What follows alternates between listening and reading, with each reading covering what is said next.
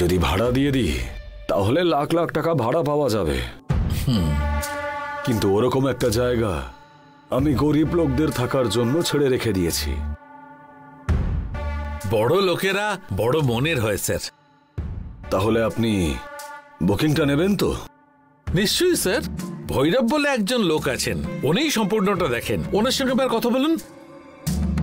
দেখুন, আমি সবসময় ওনারের সাথে কথা বলি, কারণ টাইম পাস করার মতন সময় আমার কাছে নেই। আপনি হচ্ছেন ওনার আর আমি হচ্ছি ওনার, তাহলে এবারে আমরা এই ডিলটা ডিসকাস করতেই পারি। আমার মতে টাকা যখন আপনি দিয়েছেন, আপনি ওনার।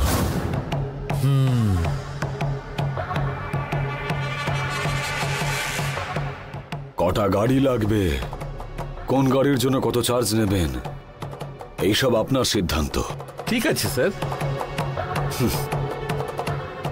আর আপনার নাম্বার তো আমার ছেলেদের কাছে আছেই, প্রয়োজনে যোগাযোগ করে নেবে। আপনার থেকে আমি অনেক সাহায্য পেয়েছি স্যার। ভগবানের আশীর্বাদ সর্বদা আপনার উপর থাকুক। আমার মতো একজন সামান্য লোককে ডেকে আপনার সামনে বসিয়ে কথা বলার জন্য অনেক ধন্যবাদ স্যার।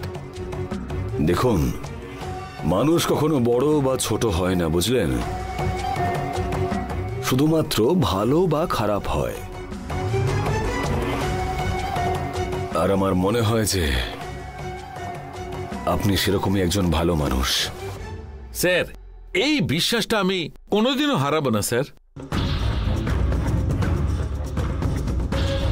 এবার আমি আসছি স্যার। সব চিন্তা ভাবনা করে নিয়ে আপনি আমাকে ফোন করতে পারেন। রকি, এনাকে গিয়ে ছেড়ে এসো। ঠিক আছে দাদা। ঠিক আছে, আমি এখন আসছি স্যার।